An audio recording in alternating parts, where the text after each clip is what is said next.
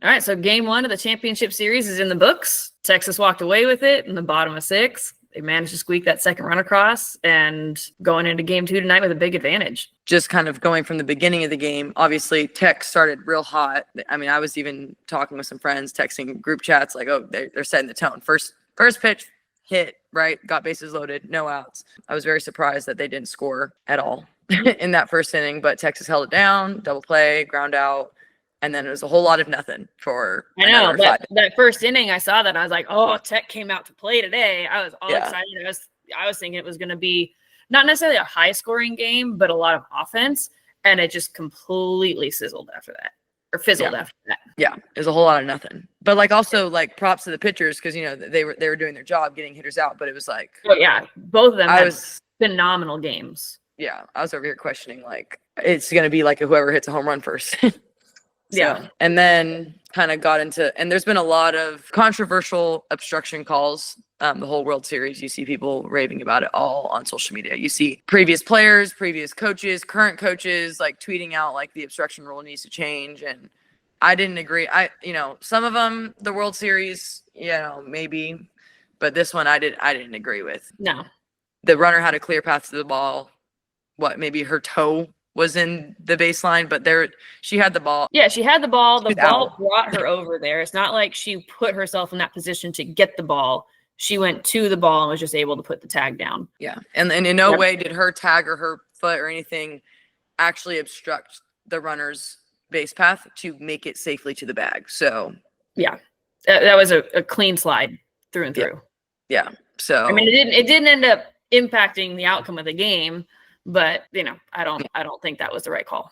Yeah, there's the ball don't lie again. That what you're saying. Yeah, and then the intentional walk. The intentional walk, obviously, was huge. My video's gonna be on that tomorrow. And it's a couple things that we wanted to talk about. Is one, maybe if you're like a youth pitcher, maybe not. You don't need to be intentionally walking people, but like. I would also argue that most youth coaches don't understand or like they don't think about the strategic application of an intentional walk. But it's also like you don't really need to do that when like I'm thinking like when you're like 10, 11, there's no point in intentional walks. No. But as you get into like high school, competitive softball, the team, the hitters, especially in college, you need to be practicing intentional walks. We practice intentional walks. Maybe not all the time, but like every once in a while to make sure, okay, we're still good. It's like pitch outs.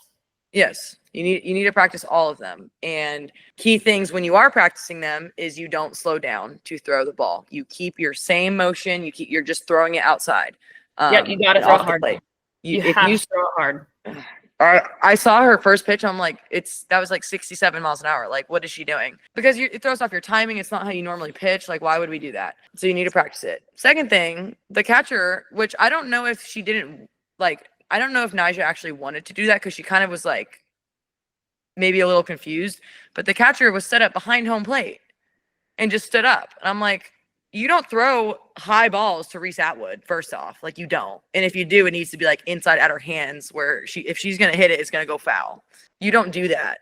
And you don't slow down. You don't. So, I had some of the girls over. We were watching. And we were just like, why is she standing? Like, we're like, what are they doing? Why is she standing up? Why is she slowing down? Like, the first 2 pitches, low-key, were strikes. The umpire called them balls. But I was like, those look like strikes. To me, at least, it looked like, I'm like, you don't throw that to Reese Atwood. So I'm like, oh my God, Reese, like, if you can hear us, like, swing the bat, bro. Like, yeah, it's kind of amazing that she let those go by. Yeah, and I'm like, I'm low-key, rooting for Tech, but also I'm like, Reese is an incredible athlete, but I'm like, I know she's got to be thinking like, oh crap, like that was like right there, and then the second one came through, was like, oh my God, there was another one. So and she kind of said in her post-game interview where she saw the first pitch and kind of thought that same thing, like, oh, second pitch, she was realizing like, okay, she's slowing down, like, let me just be ready. And then that fourth pitch came through, and was it a great freaking like hit? No, but it scored 2 runs. It did what it needed to do, hit in the 5-6 hole. Like, we were going crazy.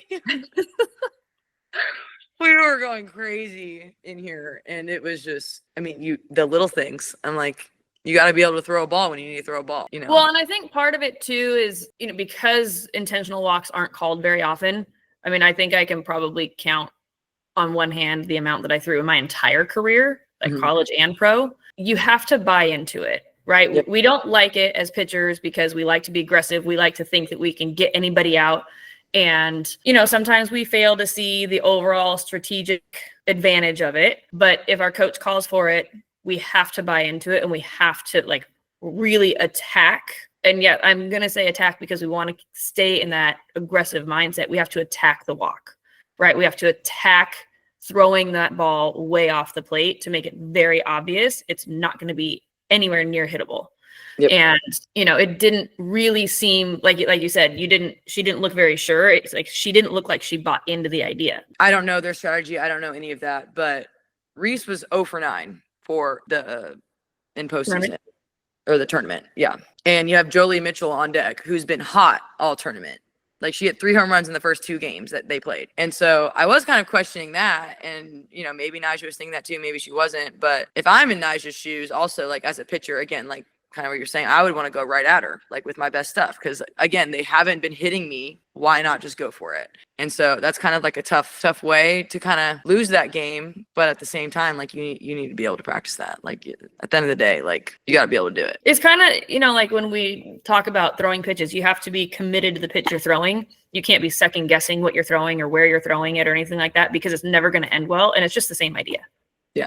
And there's actually been quite a few intentional walks in the World Series now that I'm thinking about it. And I don't feel like any of those pitchers have been comfortable with them and they have all led to hits afterwards. And even I think it was UCLA. I don't remember which game. It might have been, I think it was Tinsley. Maybe. I want to say Tinsley and Terry both had intentional walks in the same game. Yes. But I'm pretty sure like they also looked uncomfortable and Tinsley threw one. I think it was her. I don't know for sure. But hers also went kind of down the plate that I thought was a strike. And I was like, oh gosh, like, whoa. And so it's kind of clear that it's not being practiced, but you do need to practice those. When you're scouting hitters, you're never thinking I'm going to plan to intentionally walk this person.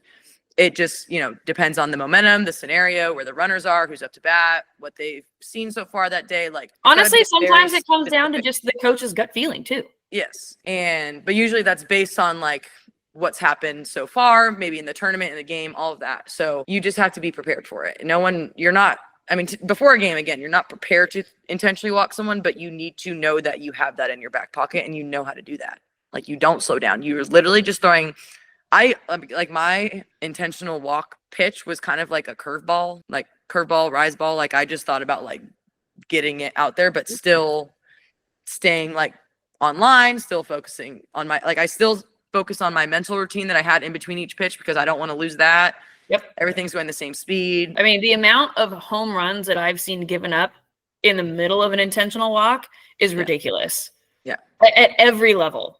But like specifically college and pro, the amount of home runs I've seen and like moonshots on intentional. Because you have to be ready. And I think as hitters, if you know you're getting intentionally walked, sometimes you see people that like they just kind of stand in there. I'm like, some pitchers don't know how to intentionally walk somebody. Be ready. You never know when a mistake is going to happen. And then also when you practice intentional walks in a bullpen, you need to practice throwing 4 straight balls, right? Making sure it's nowhere near hittable, and then throw like a fake count, or getting that first pitch strike after. Because if you just practice throwing balls all day, but without coming back to like, okay, now we're going for like right at the zone, right at the hitter, like you need to practice that as well. You can't just do, okay, I threw 4 balls. Okay, whatever. No, like you need to practice the mindset of like, okay, I'm intentionally walking this person. Now I'm intentionally going right at them. Right.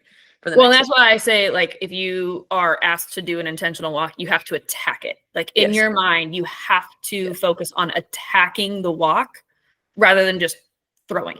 Yeah. You can't lose it. Yeah. Especially in the champ series. Yeah. Especially in these games where it's not going to be high scoring. Like every runner that gets on base could score. That was tough. But we'll see how tonight goes. Either we'll have a winner or we'll force a game 3. So I'm rooting for a game 3. Yeah. I want more softball. Yep.